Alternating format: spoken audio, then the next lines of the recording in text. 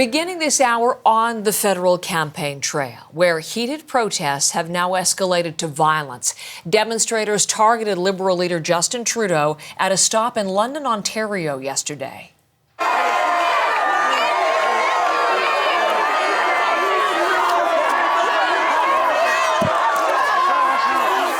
At least one protester threw what appeared to be gravel or small stones at Trudeau while he was boarding his bus.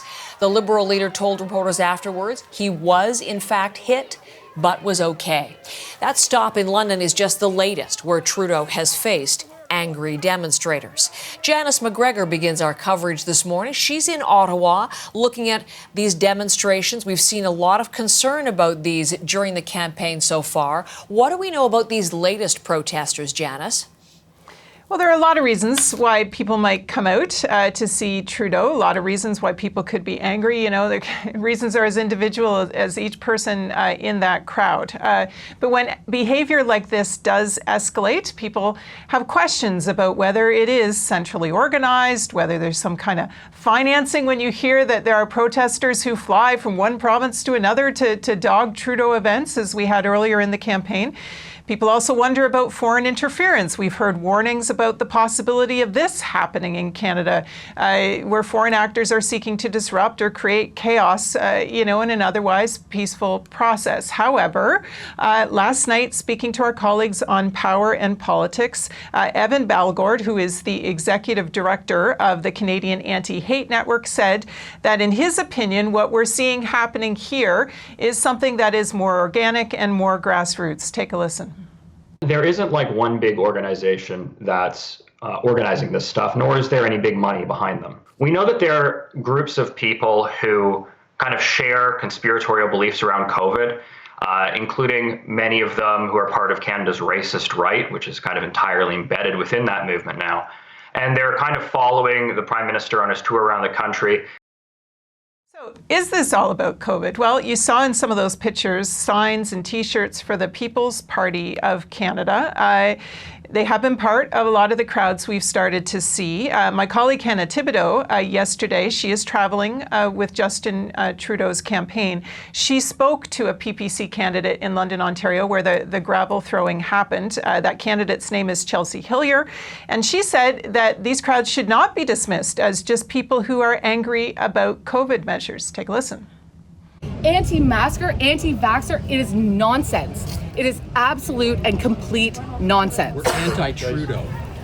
Anti-Trudeau is more like it. We are pro-freedom.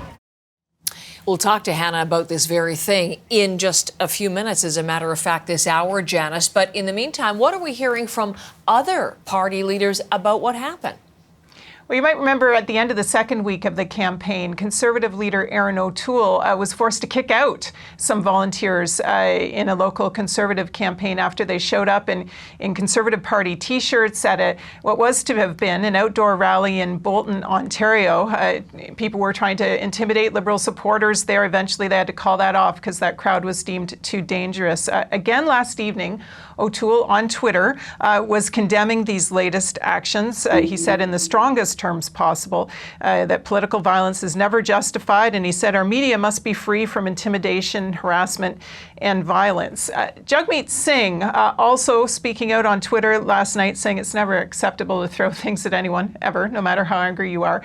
Singh himself, though, knows what it's like to be harassed and to face intimidation. We saw that even before the pandemic. And, other women and politicians of color have experienced this too. Even before kind of the gravel throwing incident, Singh was speaking out yesterday morning about these disturbing incidents. Take a listen. If it's about me, I'm not worried about myself. But I am worried about my team. I'm worried about my volunteers. I'm worried about the people that come to events. And so I don't want any of the folks around me and the folks that want to participate in democracy to feel any threats of violence. Now, Justin Trudeau yesterday was adamant he would not back down. He said this sort of thing just makes he and his supporters, his campaign's candidates, more determined. But you know what, Heather? You do wonder what this means for our democracy. One of the best parts of covering campaigns is seeing people participate. Be good citizens, get engaged, volunteer for local campaigns, come out to hear people running for office in person, bring their kids to vote and to understand the political process better. What happens if people see these images, or if volunteers out canvassing in their local communities are abused, as we're hearing reports from some campaign? Apparently, that's happening. What happens then to our democracy if people start to feel that it's not safe to participate? Significant concern. Janice, thank you very much. Janice McGregor.